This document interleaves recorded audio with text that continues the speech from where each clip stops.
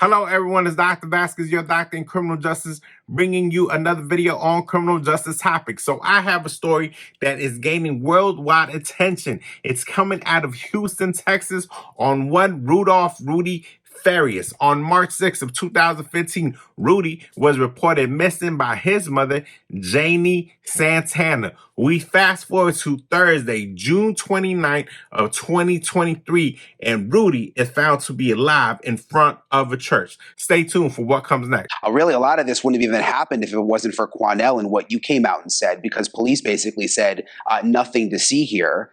Do we have an update, Quanell? Because I looked on the police Twitter, and the statement has changed a little bit as of today. They said, oh, this is still a very active investigation. Well, the police, from the very beginning, have botched this investigation. You got to realize that they waited 8 days until Rudy had been found, after he was found, to interview him. And when they came to interview Rudy, we were all in the room, and Janie said to them, he's nonverbal and he can't talk right now. The investigator said, well, okay, let us know. We'll come back and visit at another time. I said, well, wait a minute. Let me try to talk to him. So I tried to speak to him. And the young man spoke to me. He raised his head and spoke to me. I said, well, he's verbal now. And she never wanted to leave the room while myself and investigators spoke with Rudy. But the minute she left, he opened up greatly. Law enforcement had never executed a search warrant on Janie's home for 10 days. They waited for 10 days to get a search warrant to search her home after Rudy had been found in front of the church unconscious. Have you heard anything about the inside of the house? Sorry to interrupt you. Have you heard anything about the inside of the house? Because there were some allegations today of possibly padlocks inside.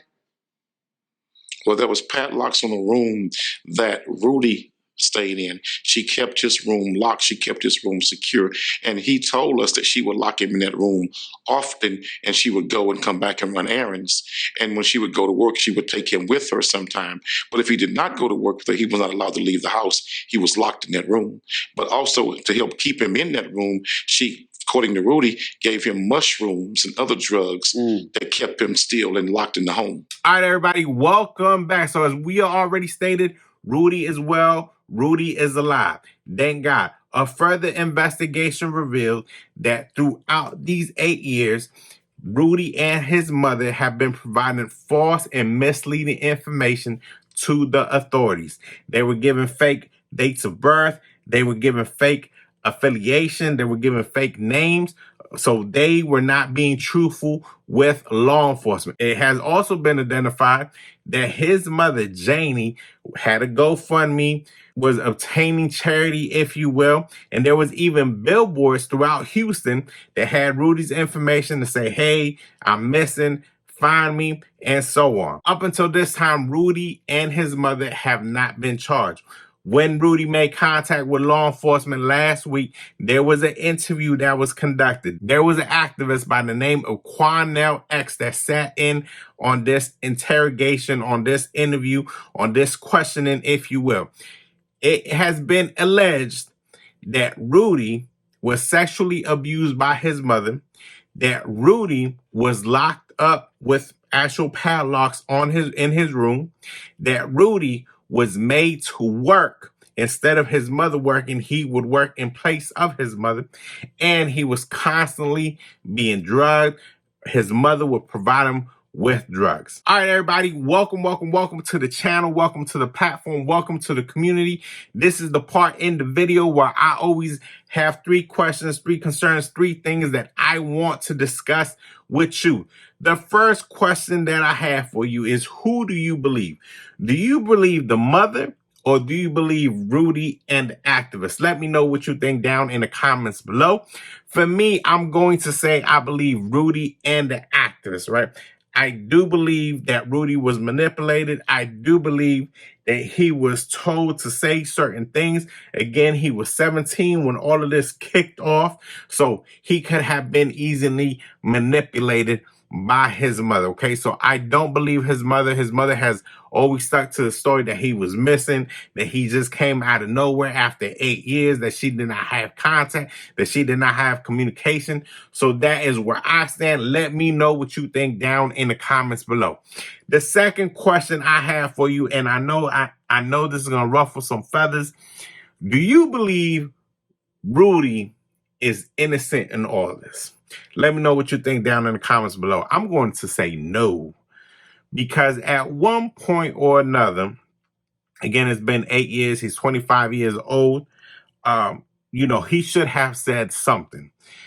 Again, we could talk about some mental health issues. We could talk about some abuse issues. What does that do to the individual? He is a victim. Okay.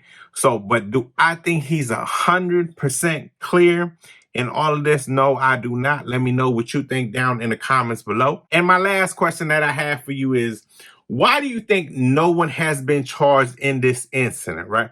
Let me know what you think. For me, I'm going to say that they will be charged. Again, it's only been a week or probably about 10 days, where he has been found, identified, and they're still going through the process of the investigation. So that's not to say there is so many things here that she could be charged with.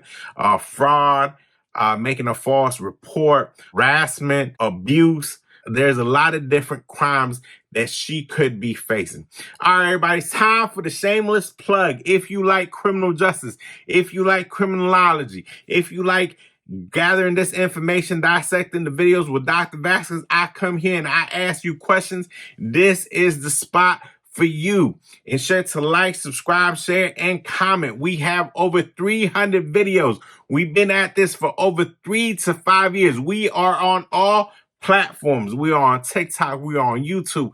We are on Instagram. We're on this thing called Threads now. So we're also on SoundCloud. If you go to our Patreon and you subscribe on Patreon, you get this material before anyone else. Also, there's a link in the description to all these different sites. We also have merchandise coming out. If you want to support the community, the platform, if you want to support this program, go ahead and help us out. Thank you so much. That's our show for today. Enjoy the rest of your night. Thank you.